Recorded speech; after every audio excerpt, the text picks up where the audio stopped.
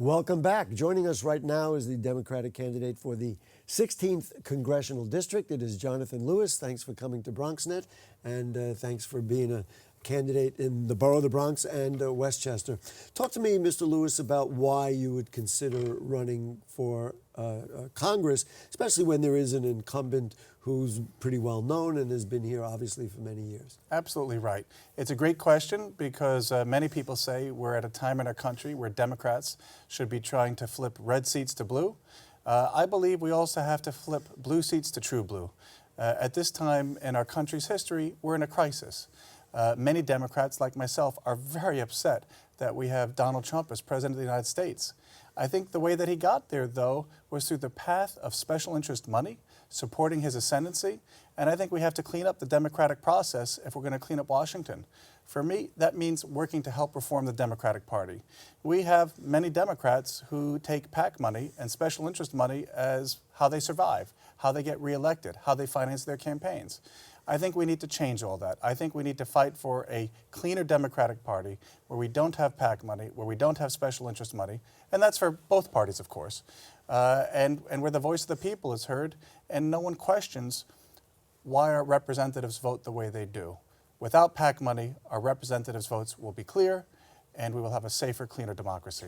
Talk about a new plan for campaign finance. It's one of your main points. You want to make sure that voters know that that's what you believe in. You've launched your dialogue here with it.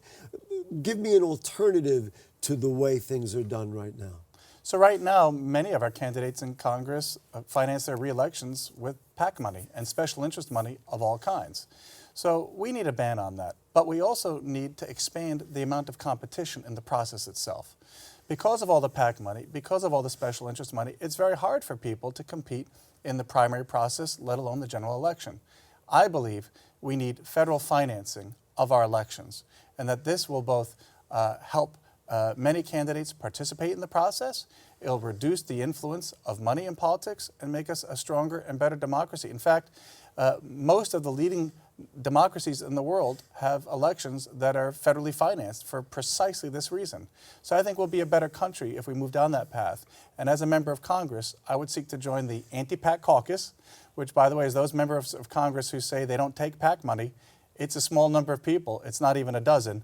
And so I would be fighting in Congress for those reforms. Obviously, we need to fight to overturn Citizens United as well. Let's talk a little. You mentioned Donald Trump, and obviously it has been an anathema for Democrats across the country, both in office and out of office. Talk about experience. Wouldn't someone with a lot of experience in Congress do better at fighting the evils that you both agree on, rather than somebody who's a newcomer, somebody who has seniority, somebody who knows, for want of a better term, where all the bodies are buried? Talk to me about the importance of experience in this race. The old school solutions got us Donald Trump. Conducting business the way we always have as the Democratic Party got us Donald Trump. We need new Democrats with a new vision, with fresh ideas, if we're going to beat Donald Trump. It's that simple. We right now in our nation have a permanent political ruling class. That's not what the founders envisioned. And in the Democratic Party, we have a permanent political ruling class, people who get reelected over and over and over and over. And look where we are. How has that worked out for us? Experience is good, but you have to look at the results. And the results are, we've got Donald Trump as President of the United States, and as Democrats, we have to look within ourselves to understand what about ourselves and our party played a role in his ascendancy.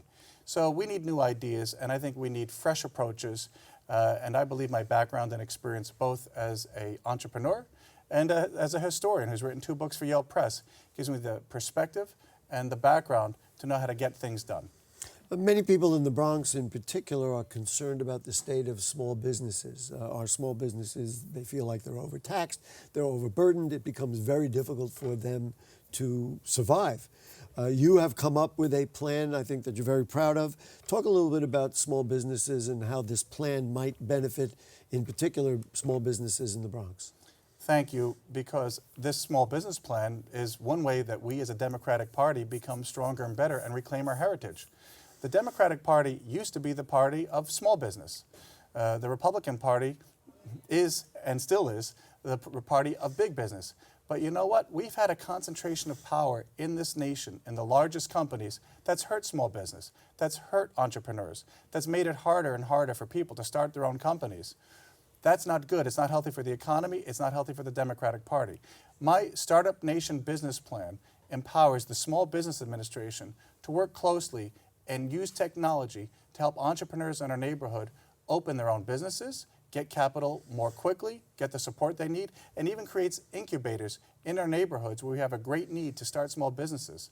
This is really important because not only does it support small business and entrepreneurs, this plan also includes benefits for veterans. It also includes benefits for students. We have a student loan debt crisis.